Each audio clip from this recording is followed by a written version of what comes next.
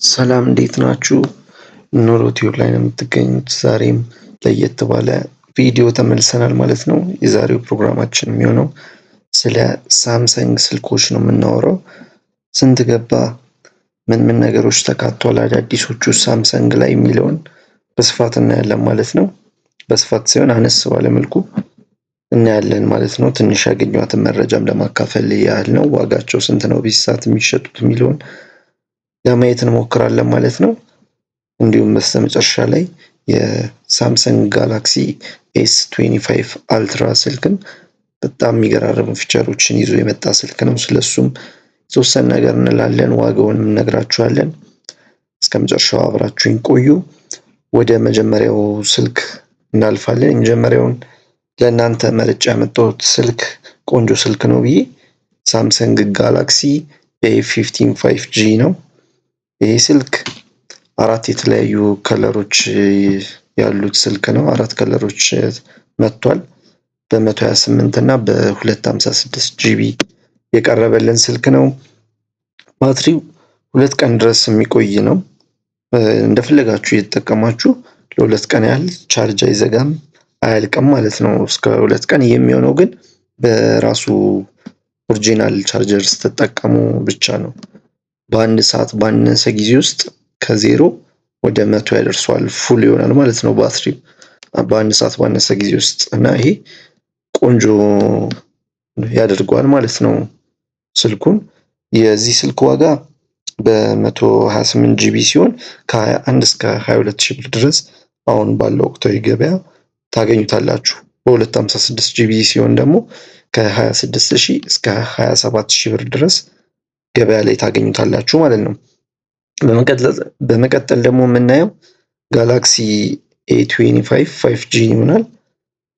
ይህ ስልክም አሁን ላይ ገበያ ላይ ካሉት ቆንጆ የሚባል ስልክ ነው። ጥሩ ስልክ ነው። ዋጋውም ተመጣጣኝ የሚባል ስልክ ነው። ይሄኛውም በተመሳሳይ በ128 ጂቢ እና በ256 ጂቢ የቀረበ ነው ማለት ነው። ይህ ስልክ ለየት የሚያደርገው ትንሽ ውሃ አያስገባም።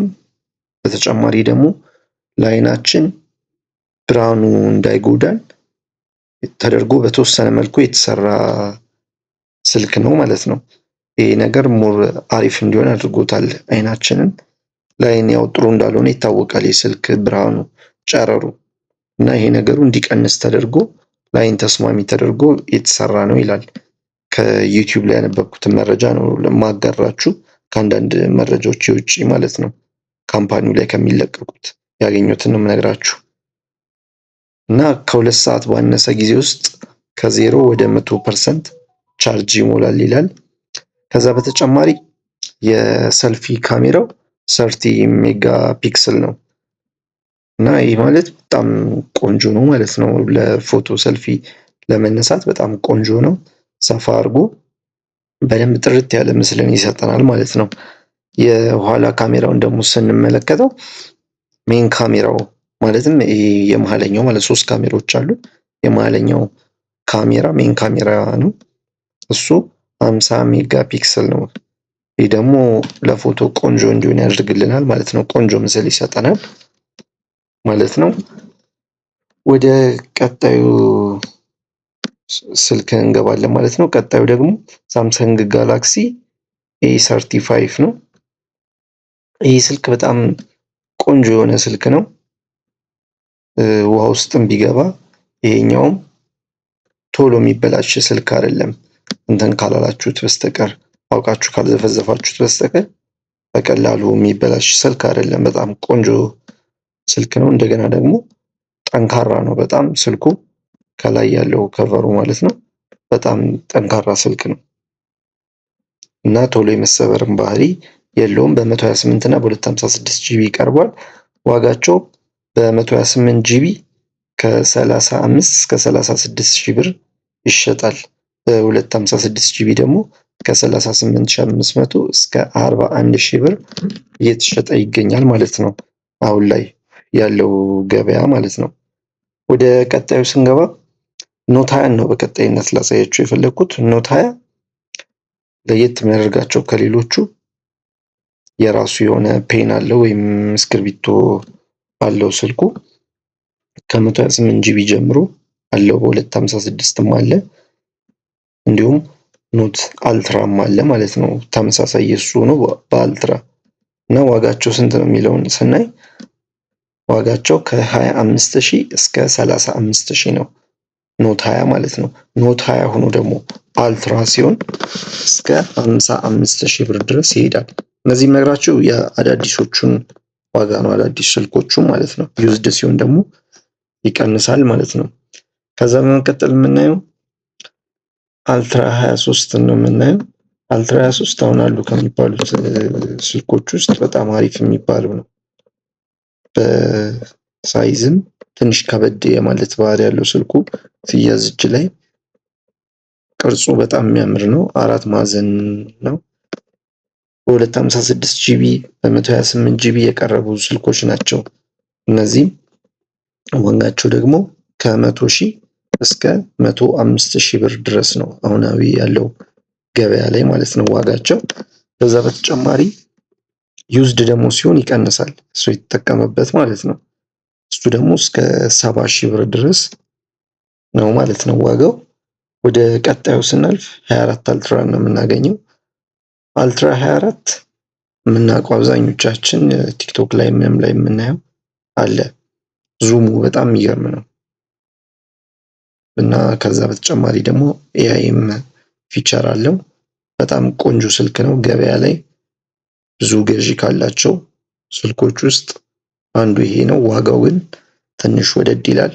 130,000 ብር ነው የዚህ ስልክ ዋጋ። እንደ ኖት 20 አልትራዎቹ ሁሉ እስክርቢቶ አለው ይሄ ስልክ ማለት ነው። እስክርቢቶ አለው፣ የራሱ የሆነ መጻፊያ እስክርቢቶ አለውና በጣም ቆንጆ ስልክ ነው። በ512 ጂቢ አላቸው። 140,000 ብር ነው የሚሸጠው በ512 ጂቢ ሲሆን ማለት ነው። ወደ መጨረሻውና ወደ ትልቁ እና የመጨረሻው ውድ የሚባለው ስልክ ደግሞ ስንመጣ አልትራ 25 ነው። አልትራ 25 የመጨረሻው ስልክ ነው። ሳምሰንግ የመጨረሻው ምርት ነው። ከአንድ ወር በፊት ወደ ሀገራችን የገባ ስልክ ነው። በሸራተን አዲስ ትልቅ ፕሮግራም ተካሂዶ ነው ለህዝብ ይፋ የተደረገው ይሄ ስልክ። ስለሱ ስልክ ደግሞ አንዳንድ ነገር ልበላችሁና እንጨርሳለን። 25 አልትራ በጣም አስገራሚ የሆኑ የኤአይ ፊቸሮችን ይዞ የመጣ ስልክ ነው። ከነዛ ውስጥ የተወሰኑትን ያስገረሙኝን እኔ አካፍላችኋለሁ ማለት ነው። የመጀመሪያው የምግብ ሜኑ ማቅረብ የሚችል ነው። የምግብ ሜኑ እንዴት ነው የሚያቀርበው ካላችሁኝ፣ አሁን ለምሳሌ የ7 ሰው የሚሆን ምግብ ስራልኝ ብላችሁ፣ ለምሳሌ ፓስታ ፍርኖ ስራልኝ ብላችሁ ብትነግሩት ምን ያህል ያስፈልጋል መጠኑ፣ እንቁላል ምን ያህል ያስፈልጋል፣ የስኳር መጠኑ ምን ያህል ማድረግ እንዳለብን፣ ሶሱ ምናምን ሁሉንም ነገር መጥኖ ይሄን ያህል ይበቃል ብሎ ይነግረናል ወይም ያማክረናል ማለት ነው። ይህ በጣም አሪፍ ነገር ነው ብዬ አስባለሁ። ዩቲዩብ ላይ ገብተን ምናምን ነው እንደዚህ አይነት ነገሮችን ሁሌ የምናየው እና ይህን ነገር ጊዜያችንንም በጣም ይቆጥብልናል ማለት ነው። ከወደድኩት ነገሮች ውስጥ አንዱ ይሄ ነው። ወደ ሁለተኛው ስንመጣ ደግሞ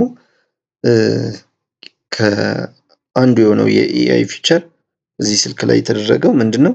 እጃችሁን ግማሽ ፊታችሁን ብትሸፍኑት ፎቶን ከተነሳችሁ በኋላ እጁን አጥፍቶ ሙሉ ፊታችሁን ማሳየት ይችላል ማለት ነው።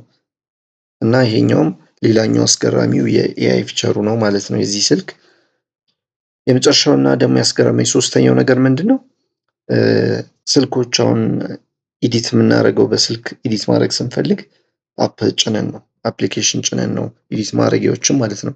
ይሄ ስልክ ግን የራሱ ኢዲት ማድረጊያ ያለው ስልክ ነው፣ ለራሱ የተዘጋጀ አለውና ይህ ነገር በጣም ቆንጆ እንዲሆን ያደርገዋል። ስልኩም ተፈላጊነት እንዲኖረው ያደርገዋል።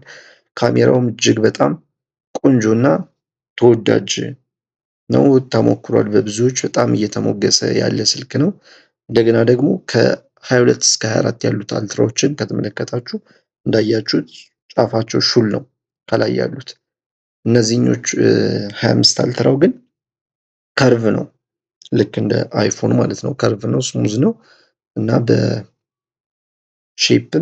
ለየት ብሎ የመጣ ስልክ ነው ለማለት ነው። ዋጋው የዚህ ስልክ ዋጋ አሁናዊ ዋጋ ገበያ ላይ ከ170 ሺህ እስከ 175 ሺህ ብር ድረስ እየተሸጠ ይገኛል። ይህ ስልክ በ256 ጂቢ ማለት ነው። ከ170 እስከ 175 ሺህ ብር እየተሸጠ ነው ማለት ነው። ለዛሬ ያዘጋጀሁላችሁ ፕሮግራም ይህን ይመስል ነበረ። በቀጣይ ደግሞ ስለ አይፎን ነው ያሰብኩት ልሰራላችሁ። አይፎን ምን ይመስላል የሚለውን ገበያውን አይቼ ጠይቄ መረጃዎችን ሰብስቤ ወደ እናንተ አደርሳለሁ። ዛሬ ጥቂትም ነገር ቢሆን እንዳገኛችሁ ተስፋ አደርጋለሁ። ስለ ሳምሰንግ የነበረን ቆይታ ይህን ይመስላል። በቀጣይ በሌላ ቪዲዮ እንገናኛለን። ስለተከታተላችሁኝ አመሰግናለሁ። ላይክ፣ ሼር፣ ኮሜንት እንዳይረሳ። ታንኪዩ